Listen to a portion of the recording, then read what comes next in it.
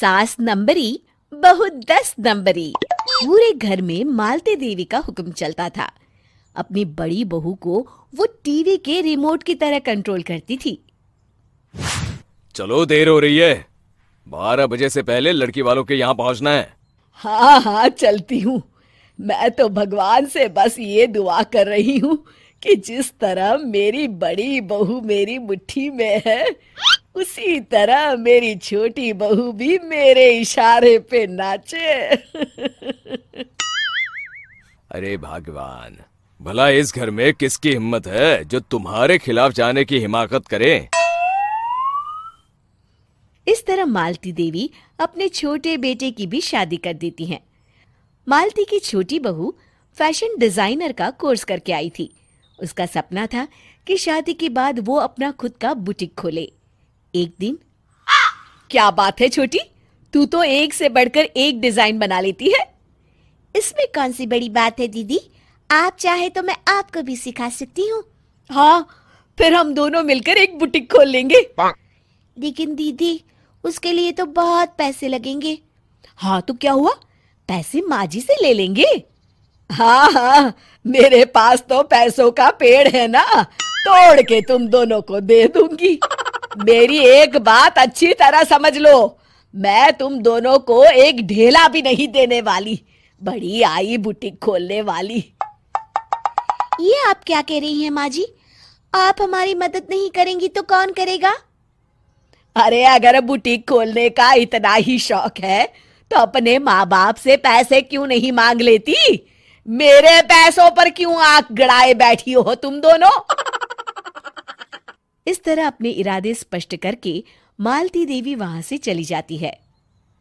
अरे ये क्या दीदी, माँ जी तो साफ मुकर गई। अब हम क्या करेंगे? तू चिंता मत कर, बुटीक तो खुल के ही रहेगा। कहते हैं कि घी जब सीधी उंगली से नहीं निकलता तो उसे उंगली टेढ़ी करके निकालना चाहिए। माँ जी अपने आप को समझती क्या है? पूरी सोसाइटी जानती है कि माँ जी ने अपनी सास को घर से निकालकर उनकी दौलत पर कब्जा कर लिया है। हाँ दीदी, अब तो जैसे को तैसा करना पड़ेगा। फिर दोनों बहुएं मिलकर एक साजिश रचती हैं। एक दिन, अरे नालायक, जरा ठीक तरह से पैर दबा, बिल्कुल मजा नहीं आ रहा। खाने पीने में तो कोई कसर नहीं छोड़ती। तभी वहां बड़ी बहू हाथ में एक फॉर्म लेकर आती है। माँ जी, आपके लिए एक खुशखबरी है। सरकार सभी बुजुर्गों को हर महीने 10,000 रुपये पेंशन देने वाली है। अरे ये क्या कह रही है तू? क्या सच में मुझे हर महीने घर बैठे 10,000 रुपये मिलेंगे? हाँ माँ जी, दीदी सच कह रही है। कल टीवी न्यूज में इस बारे में बता रहे थे। बस आप ये फॉर्म पढ़ के इसे भर दीजिए और अपने दस्तखत कर दीजिए। मैं इन्हें ले जाकर जमा करवा देती हूँ। अरे नालायक, बड़ी कामचोर है तू। इस बुढ़ापे में कहाँ तुम मुझसे फार्म भरवा रही है? खुद ही भर ले, मैं दस्तखत कर देती हूँ। ठीक है माँ जी। फिर बड़ी बहू बड़ी चालाकी से फॉर्म के पन्नों के बीच प्रॉपर्टी के पेपर छिपा कर रख देती है और उन पर मालती देवी के दस्तखत करवा लेती है। कुछ दिनों के बाद मालती देवी अपने पति के साथ 2 दिनों के लिए अपने एक रिश्तेदार के यहाँ जाती है। दूसरी तरफ दोनों बहुएं पूरे घर पर अपना कब्जा कर लेती हैं। मालती देवी जब अपने रिश्तेदार के यहाँ से लौटती हैं, तब अपने कमरे में ताला लगा देख आग बबूला हो जाती है। अरे नालायको, मेरे कमरे में इतना बड़ा ताला किसने लगाया है?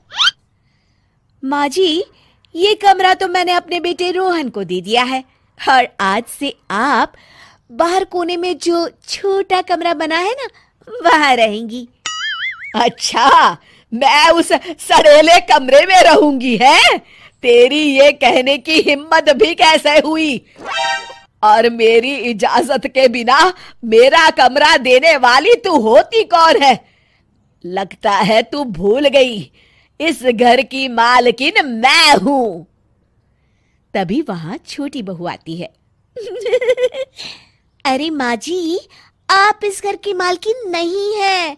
अब इस घर की नई मालकिन हम दोनों बहुएं हैं। ये देखिए, इन प्रॉपर्टी के पेपर पर आप ही के दस्तखत है। अरे भाग्यवान, ये तुमने क्या कर दिया? दस्तखत करने से पहले एक बार ठीक से पढ़ तो लेती। अरे लेकिन मेरी बहुएं मेरे साथ ऐसा कैसे कर सकती है? अरे तो इसमें कौन सी अचरज की बात है? तुमने भी तो अपनी सास को घर से बाहर निकाल दिया था। टूटा फूटा ही सही, शुक्र करो कि इन दोनों ने कम से कम हमें रहने के लिए कमरा तो दिया। तुमने तो अपनी सास को वो भी नहीं दिया था। आज समझ में आया, जैसी करनी वैसी भरनी। चलो अपना सामान उठाओ और चलते हैं।